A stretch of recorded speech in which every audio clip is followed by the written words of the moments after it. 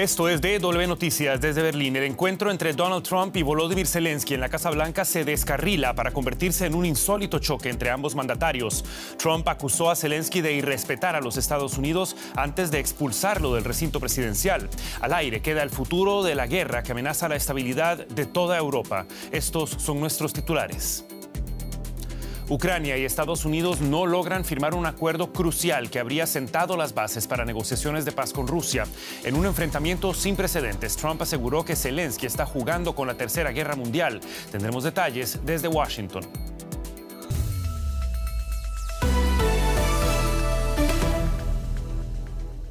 Los saluda Javier Arguedas. Gracias por informarse con nosotros. Se trataba de un encuentro fundamental para la arquitectura de seguridad de Occidente, pero lo que Donald Trump y el presidente de Ucrania, Volodymyr Zelensky, protagonizaron este viernes en la Casa Blanca fue más bien un choque de opiniones y una batería de señalamientos. El líder republicano acusó a su invitado de estar jugando con la Tercera Guerra Mundial y señaló que el líder ucraniano estaba siendo irrespetuoso al pedir garantías de seguridad a Estados Unidos. Asimismo, le dijo que no está preparado para la paz con Rusia. Zelensky afirmó que cualquier alto el fuego entre su país y los invasores rusos solo puede funcionar con garantías, algo que ya lo había enfrentado a Donald Trump en el pasado. Tras el tenso enfrentamiento dialéctico, el encuentro finalizó sin la firma del esperado acuerdo económico sobre extracción de minerales entre ambos países. Establecemos contacto con la ciudad de Washington. Allí se encuentra el periodista José Díaz Briceño siguiendo minuto a minuto este terremoto en las relaciones internacionales. José, muy buenas tardes para vos. Volodymyr Zelensky se fue de la Casa Blanca sin terminar su agenda prevista y con un desencuentro que quedará para la historia en la capital del país que dice encabezar el mundo libre. ¿Qué nos dice esto sobre el momento político que estamos viviendo? Sin duda, un momento completamente opuesto a lo que ocurrió hace 3 años cuando Zelensky fue recibido en 2022 como un héroe que estaba levantando a su país de esta invasión. Recordemos, en 2022, también en febrero, Zelensky había visitado al anterior presidente, el señor Joe Biden, y había dado un discurso que era considerado histórico ante las cámaras del Congreso. Hoy eso está roto. La situación que se vivió dentro de la Casa Blanca y la eventual, el eventual despido de esta residencia presidencial por parte del presidente Trump al presidente de Zelensky no tiene un antecedente. Y de acuerdo con los informes que sabemos, fue Trump el quien después del encuentro, después de estos intercambios, le comunicó a sus asesores que Zelensky debía abandonar la Casa Blanca. En un post en la red social Truth Social, Trump aseguró Zelensky no está listo para la paz y de acuerdo con estos mismos informes de algunos reporteros que estaban ahí en la Casa Blanca, se asegura que los ucranianos les hubiera gustado seguir con la reunión, pero que debieron salir ante esta posición. De acuerdo con el propio presidente Zelensky, en un mensaje, Ucrania está comprometido con buscar una paz justa y duradera. Son dos posiciones sumamente contradictorias y veremos qué ocurre, porque quizá todavía es muy pronto para asimilar lo que se vivió en la Casa Blanca. Es, por supuesto, muy pronto, José. Ante la mirada atónita, primero de los periodistas y ahora del mundo entero, lo que todos nos preguntamos aquí, por supuesto, es cuáles serán ahora los próximos pasos de Estados Unidos en relación con la guerra en Ucrania. Sí, aquí, por ejemplo, la oposición demócrata no dudó en calificar el comportamiento de Trump y de su vicepresidente J.D. Vance, quien repetidamente interrumpió a Zelensky en el Salón Oval, como básicamente estar jugando del lado de Vladimir Putin. Y esto, en principio, pues mostraría que lo que ocurrió aquí estaría beneficiando los intereses geopolíticos de Rusia. Por otro lado, el senador republicano Lindsey Graham también dio algunas notas asegurando que se sentía pues realmente muy preocupado de lo que quería, que lo que había visto en este intercambio, pero él fue más allá y poniéndose del lado del presidente Trump aseguró que Zelensky muy probablemente debería dejar el poder, que quizá no es la mejor persona para negociar. Todo esto, de acuerdo a analistas aquí en Washington, coloca a la reunión del próximo domingo en Londres, convocada por el primer ministro británico Starmer, con los aliados europeos, en quizá un momento definitorio de hacia dónde va la Alianza Atlántica respecto a este tema de Ucrania. José Díaz Briceño, con la perspectiva desde Washington de los hechos que ocurrieron hoy en la Casa Blanca. Muchísimas gracias, José. Bien, Carolina Chimoy ha sido nuestra enviada especial a Ucrania en múltiples oportunidades y acaba de regresar de su más reciente cobertura en Kiev. La saludamos para que nos brinde la perspectiva también ucraniana de lo que estamos viendo esta noche. ¿Qué tal, Carolina? Un gusto saludarte. Si este encuentro ha generado consternación en Washington, no me puedo imaginar cómo será en Ucrania. ¿Qué reacciones has podido recolectar? Bueno, las personas con las que he hablado en Ucrania, Javier, están bajo shock. Nadie esperaba que esto pueda terminar así. Como recuerdas, a lo largo de la semana pasada, la gran incógnita era: ¿cambiará el acuerdo que inicialmente había ofrecido Estados Unidos a Ucrania? ¿Llegarán a un punto medio en el que Ucrania encuentre esas garantías de seguridad que el presidente Zelensky estaba pidiendo, y que también Estados Unidos llegue a los intereses económicos que ellos estaban proponiendo? Y este viaje se dio en realidad en un marco de optimismo, Javier, porque supuestamente ya se había llegado a un acuerdo y esta pues sería la celebración de la firma de ese acuerdo. Nadie esperaba que realmente el presidente Trump termine expulsando al presidente de Ucrania, Zelensky, de la Casa Blanca, algo que se ha visto por primera vez.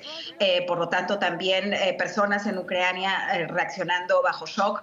Además, como mencionaba José, el senador Graham pidiendo que Zelensky dimita de su puesto, que solo con otro presidente quizás se podría llegar a un acuerdo, es lo que dijo.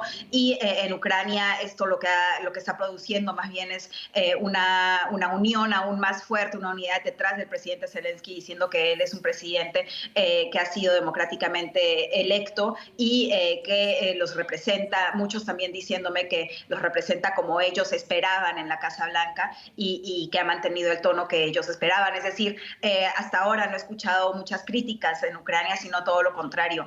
Hay que tomar en cuenta, Javier, que desde que escaló esta relación tensa entre Estados Unidos y Ucrania, los ataques por parte de Rusia en Ucrania han sido más intensos, han llegado a la capital de una manera más intensa y se han producido muchas más muertes de las que se veían antes de esa llamada entre Trump y Putin y antes de que Trump llame a Zelensky un dictador. Ucrania ve sin duda con preocupación el futuro de su país, Carolina, pero por supuesto aquí en Alemania y en el resto de la Unión Europea sobre todo también se percibe ese estado de shock. Acaba de aumentar el peligro para la seguridad y la integridad territorial de los países europeos. En primer lugar, para Ucrania, sí, y claro que también como consecuencia de ello para los países europeos. Javier, sabemos que la próxima semana habrá una pequeña cumbre de los aliados europeos en Londres, y muchos esperan que quizás pueda salir una unión más fuerte por parte de la Unión Europea de esa cumbre, mayor ayuda. Ya hemos escuchado algunas reacciones también por parte de algunos líderes europeos, como por ejemplo el primer ministro de Polonia, Donald Tusk, diciendo Ucrania no está solo, también por parte de Suecia, diciendo Suecia está con Ucrania. Es decir, esto también parece estar produciendo entre los aliados europeos una unión aún más fuerte, pero ¿cuáles van a ser los resultados concretos de ello y de qué manera se van a reflejar en un creciente apoyo a Ucrania? Para eso tendremos que esperar las siguientes reuniones de los aliados, y una de ellas, una pequeña importante cumbre, eso sí, que tomará lugar en Londres en la próxima semana. La situación para Europa se complica significativamente esta noche. Carolina Chimoy brindándonos la perspectiva. Muchísimas gracias, Carolina. Placer, Javier. Y en una publicación de redes sociales tras la reunión, Donald Trump volvió a decir que Zelensky, citamos, le faltó el respeto a los Estados Unidos de América en su venerada oficina oval y que, citamos, él podrá regresar cuando esté listo para la paz. El presidente ucraniano respondió también en redes sociales agradeciendo al presidente, al Congreso y al pueblo de Estados Unidos y escribió: Ucrania necesita una paz justa y duradera y estamos trabajando en ello. Las reacciones desde Europa no tardaron en llegar, mostrando unidad y reafirmando el respaldo para Zelensky. Tanto Kaja Kallas, la jefa de la diplomacia europea, como la presidenta de la Comisión Europea, Ursula von der Leyen. El primer ministro polaco, Donald Tusk, escribió que ni Zelensky ni el pueblo ucraniano están solos. Desde Alemania, el todavía canciller alemán Olaf Scholz enfatizó su apoyo a Kiev, mientras que el ganador de las elecciones legislativas y posible próximo canciller alemán, Friedrich Merz, también dijo que no se podía confundir al agresor con el agredido. El presidente del gobierno español fue uno de los primeros en mostrar su solidaridad con el mandatario ucraniano. Tras la discusión en la Casa Blanca, el presidente de Francia, Emmanuel Macron, que se halla de visita de Estado en Portugal, mantuvo una comunicación telefónica con Zelensky y se expresó sobre el desencuentro ante la prensa. Hay un agresor que es Rusia y hay un pueblo agredido que es Ucrania. Creo que hicimos bien en dar nuestro apoyo a Ucrania y sancionar a Rusia hace 3 años y en seguir haciéndolo ahora.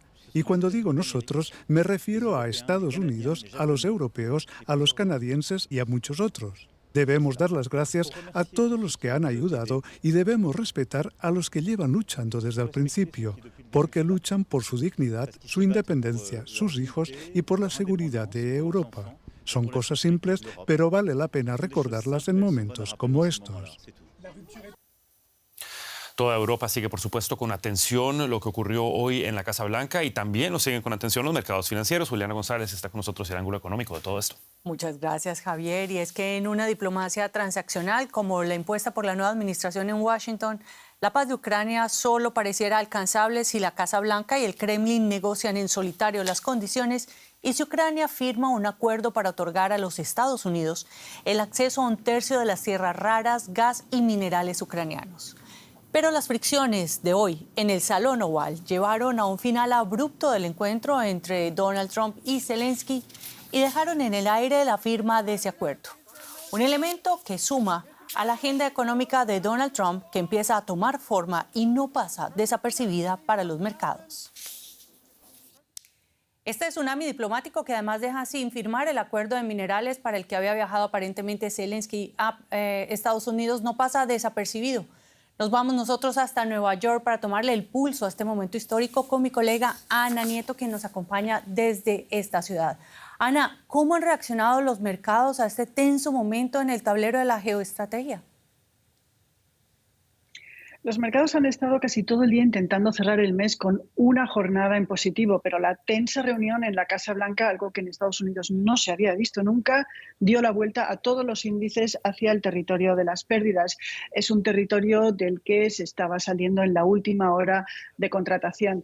Pero, en resumidas cuentas, en febrero ha sido un mes de pérdidas para los inversores. El índice S&P 500 ha caído por encima del 2% y el Nasdaq por encima del 5%. En este mes, el S&P 500, que es el índice más expansivo de la bolsa, ha perdido lo ganado tras la llegada de Donald Trump a la presidencia de Estados Unidos. Y, de hecho, se ha producido algo realmente curioso, que es que la mayor parte de los valores que se consideraban dentro del Trump Trade, es decir, empresas o bien cercanas o que tenían mucho que ganar con esta presidencia, son las que más han perdido este mes en los mercados, entre ellas Meta, Alphabet, Nvidia, Tesla. Tesla ha perdido más de un 30% de su valor desde la llegada de Trump al poder, y la propia empresa de Trump, Trump Media, también ha perdido un porcentaje semejante.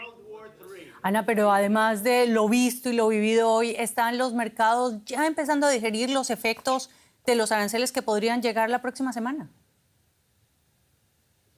El cierre de febrero, desde luego, muestra como un mercado con valoraciones muy altas gracias a los beneficios empresariales. Empiezan a notar algunas de las grietas que pueden abrirse en la economía. Hoy se ha conocido, por ejemplo, el índice favorito de inflación de la Reserva Federal, que estaba en línea con lo esperado, pero se ha detectado una caída del consumo que es más pronunciada de lo que es habitual en enero. Además, hay otros elementos en el aire que abren importantes incertidumbres más allá de la situación geoestratégica. El impacto de los despidos de la Administración Federal, el estancamiento de la inflación, el impacto de los aranceles con o sin represalias, la indefinición en este sentido que se abre para los inversores en capital y el efecto de la congelación de los fondos federales son factores que van a tener efecto en esta volatilidad. Hoy el indicador del PIB, que anticipa la marcha de la economía de la Reserva Federal de Atlanta, anticipa que puede haber contracción en el primer trimestre. Ana Nieto, muchas gracias por estos análisis desde Nueva York en un día histórico. Gracias. Ya hablamos en la economía de otro tema. El maíz, que hoy se consume en todo el mundo, se originó en México hace casi 10.000 años y es la base de la alimentación de los mexicanos. Pero un fallo internacional obliga al país a importar granos genéticamente modificados, sobre todo de Estados Unidos. Estos podrían contaminar a las diversas variedades de maíces nativos, pieza central de la alimentación, cultura e identidad de México. Un proyecto de reforma que espera ser ratificado en el Senado prohíbe el cultivo de maíz transgénico en el territorio mexicano. Estas mazorcas son pieza central de la cultura mexicana. Hace 30 años, cuando se firmó el primer Tratado de Libre Comercio de América del Norte, Laura vio elevarse el costo de los fertilizantes. Esta pequeña productora de Ciudad de México ahora teme que una mayor importación de maíz estadounidense provoque otra disminución de las milpas, los cultivos tradicionales. Ahorita nosotros tenemos semilla porque nosotros recolectamos nuestra propia semilla. Nosotros abonamos con nuestros animales de traspatio. Pero en el momento en que viene el maíz transgénico, tú ya te vuelves dependiente de la semilla. Y entonces tienes que comprar la semilla y eso aumenta el costo de la producción. Estados Unidos exporta a México el 40% de su maíz amarillo para ganado, que es genéticamente modificado. Tras perder en una disputa internacional en diciembre, el gobierno mexicano acató el fallo para levantar las restricciones a la importación de este tipo de granos. Al mismo tiempo, la Cámara de Diputados de México aprobó esta semana una reforma constitucional que dicta que el cultivo del maíz en territorio nacional debe ser libre de modificaciones genéticas. Pero las organizaciones de pequeños agricultores señalan que las semillas transgénicas importadas podrían contaminar a las más de 59 variedades únicas de maíz nativo. Por cuestiones accidentales o siembra, digamos, con dolo, sabiendo que es maíz genéticamente modificado, digamos, la vía de la trazabilidad que podemos tener de cuando entra este maíz es que viene del maíz importado de Estados Unidos. Y es porque no viene con ningún tratamiento que evite que tenga el potencial de germinar. Por las sequías, México ha dejado de ser autosuficiente en maíz blanco, el que se usa para consumo directo en las tortillas. Por eso, expertos en mercados agrícolas como Juan Carlos Anaya proponen el uso de semillas híbridas para acrecentar la cosecha entre los pequeños y medianos productores. Ellos son el 80% de los productores, pero su maíz representa solo el 20% de la cosecha.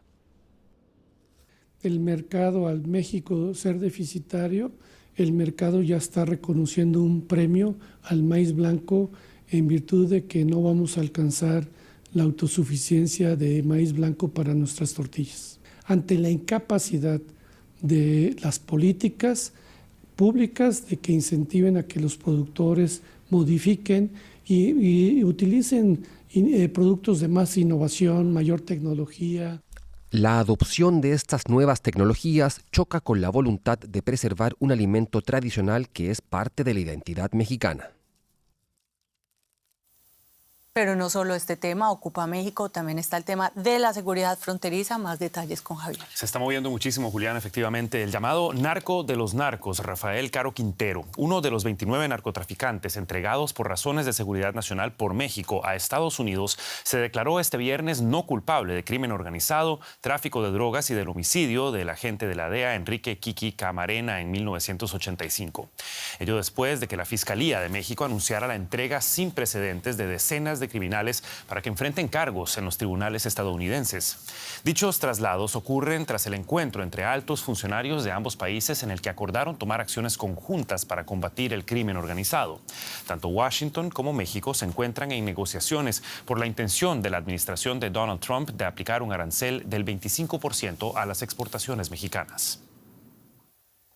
Por su parte, la presidenta de México, Claudia Sheinbaum, se mostró optimista y resaltó que faltan todavía 3 días para que se llegue al límite de tiempo que dio Trump para disminuir el tránsito de drogas mientras continúan las reuniones con Estados Unidos.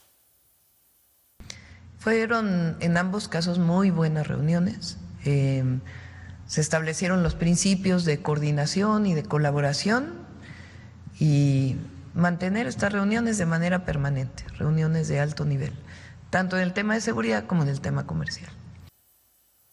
Javier Oliva Posada es experto en seguridad y catedrático de la Facultad de Ciencias Políticas y Sociales de la UNAM. Nos acompaña a esta hora desde Ciudad de México. Señor Oliva, muchas gracias por estar con nosotros. Bienvenido a DW.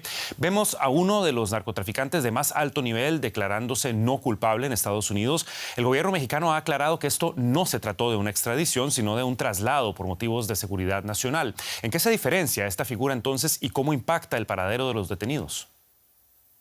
Muchas gracias, Javier, por la invitación, Deutsche Welle. Bueno, es una diferencia muy importante porque en el tratado de extradición las personas, los delincuentes en este caso, pueden interponer recursos dilatorios para evitar este traslado.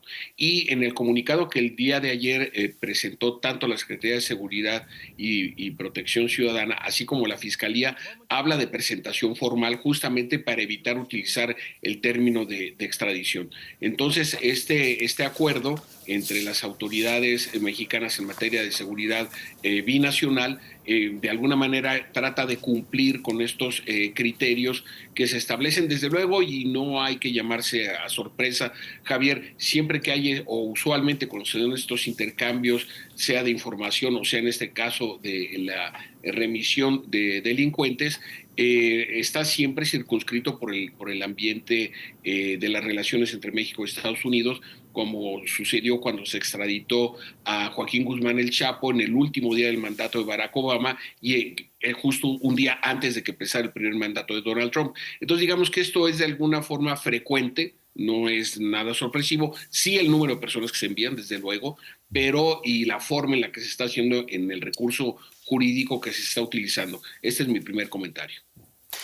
México parece estar cumpliendo rápidamente con las solicitudes de Estados Unidos a fin de evitar represalias arancelarias. ¿Pero tienen sentido estas medidas para la seguridad nacional de México más allá de esas implicaciones diplomáticas? Bueno, indudablemente que esa es una primera parte del acercamiento y negociación con los Estados Unidos, con el gobierno de Donald Trump. Ahora les corresponde a ellos responder a esta acción prácticamente inmediata del gobierno de la República, encabezado por la presidenta Claudia Sheinbaum. Y ahora el siguiente paso, evidentemente, es, como lamentablemente sucede con alguna frecuencia, Javier, es que cuando es nulificado por alguna vía, ya sea jurídica o por abatimiento, por enfrentamiento con las autoridades federales, lo que sucede es que esas organizaciones se fragmentan y tienen una lucha a muerte por el control del mercado, de los mercados ilícitos que dirigen. Entonces, en ese sentido, algunos de estos delincuentes seguían teniendo cierta influencia sobre sus organizaciones. El hecho de ser enviados a los Estados Unidos, pues evidentemente pierden cualquier posibilidad de ascendencia o control de sus organizaciones. Esperemos que obviamente las autoridades policíacas y judiciales en México tengan el programa de contención para evitar que esta tendencia recurrente se repita en esta ocasión. Es muchísimo lo que está en juego para México. Javier Oliva Posada, muchísimas gracias por este análisis y ojalá hasta una próxima ocasión. Estaremos pendientes. Muchas gracias, Javier. Saludos. Y no es la única guerra en curso, lo sabemos. Este sábado concluirá la primera fase del alto el fuego en Gaza sin que se haya alcanzado un acuerdo para una segunda fase de la tregua entre Hamás e Israel. Los mediadores israelíes en el Cairo han propuesto extender la primera fase de tregua en Gaza 42 días para recuperar a los 63 rehenes que aún permanecen en el enclave palestino. Mañana el equipo negociador israelí espera retomar las negociaciones con la organización Hamás, considerada terrorista por varios países, sobre la segunda fase de este acuerdo. La periodista Maya Siminovich se encuentra en Israel dando seguimiento al desarrollo del conflicto. Maya, ¿qué tal? Muy buenas noches para vos. Benjamin Netanyahu se encuentra reunido en consultas este viernes, algo que los medios israelíes describen como poco común. ¿A qué se debe esta reunión y qué aborda?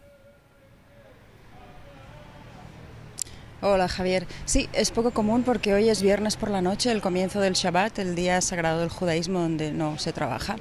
Y Netanyahu ha llamado a la cúpula de defensa precisamente porque mañana termina la primera fase del acuerdo firmado entre Hamás e Israel, por el que Israel debería retirarse definitivamente militarmente de la Franja de Gaza. Y no da señales de que vaya a suceder. De hecho, el ejército no ha recibido ninguna orden de que eso vaya a pasar y ha habido una presión pública muy importante por parte del público, manifestaciones, familiares de los secuestrados y también medios de comunicación exigiendo que haya movimientos en este sentido. Y entonces Netanyahu ha marcado esta cita de la que todavía no tenemos noticia de las conclusiones. Todo esto, Maya, mientras circulan reportes de que Hamás no quiere ampliar la primera fase del cese el fuego, sino pasar a una segunda fase. ¿Qué significa cambiar de fase para el desarrollo del conflicto? Exacto, como apuntabas, la primera fase que dura 42 días, que culminan mañana, debía terminar con los 33 rehenes que se había pactado que jamás devolvería a Israel, cosa que ha pasado, y con la retirada de Israel del corredor de Filadelfia, que es esta carretera que separa Gaza de Egipto. Que no se continúe a la segunda fase significa que Israel estaría vulnerando la letra del acuerdo y no pretendería retirarse militarmente de Gaza, que es precisamente lo que Hamás exige. Todo esto hay que recordar que ninguna de las dos partes está haciendo comunicados oficiales todavía. Esto lo sabemos por los mediadores. Entonces, si Israel no pasa a una segunda fase, que es la promesa en firme de que la guerra termina y se retira, Hamás está mostrando que no tiene ninguna intención de devolver a los rehenes. Sabemos que hay 24 rehenes vivos en pésimas condiciones y las familias y las amistades y el pueblo en general, las últimas encuestas indican que el 70% de los israelíes creen que esa es la prioridad de la guerra, que se devuelva a los rehenes. Y si esto no sucede, son malas noticias para todo el mundo. Jamás exige llegar a la segunda fase donde se pueda prometer un alto el fuego total. Israel todavía no se pronuncia. Maya Siminovich con el reporte, momentos en que seguiremos muy pendientes, sobre todo mañana sábado, de esa crucial fecha. Muchísimas gracias, Maya. Hasta la próxima. Gracias, Javier. El Papa Francisco sufrió un empeoramiento repentino de su condición respiratoria por el estrechamiento del conducto bronquial, según anunció el Vaticano. Pese a ello, el sumo pontífice, hospitalizado hace 15 días por una neumonía, responde bien a la administración de oxígeno y está consciente. Este último informe rompe con la tendencia de los últimos días que hablaba de una mejoría, pero todas las alarmas saltaron el pasado fin de semana cuando sufrió un fuerte ataque de asma y necesitó incluso una transfusión de sangre. Antes de irnos, un repaso de otras noticias de la jornada. En Grecia, una huelga de trabajadores paralizó vuelos y el transporte del país. Miles de manifestantes salieron a las calles para recordar el aniversario del accidente de tren en el que murieron 57 personas en 2023. Exigen al gobierno que rinda cuentas. Una persona mató en un ataque suicida a un clérigo y al menos 5 fieles durante un seminario pro-talibán en el noroeste de Pakistán. Decenas más resultaron heridos. El atentado se produce en vísperas del mes del Ramadán, que comienza este fin de semana. No se ha reivindicado la autoría. Y el ciclón Garance tocó tierra este viernes en la isla francesa de La Reunión, con vientos máximos de 155 kilómetros por hora. El ciclón voló tejados y dejó sin electricidad a 45.000 hogares. Con esto despedimos esta edición de DW Noticias. Muchas gracias por su compañía. Los acompañó Javier Arguedas junto a todo el equipo aquí en Berlín. Hasta la próxima. Que la pasen bien.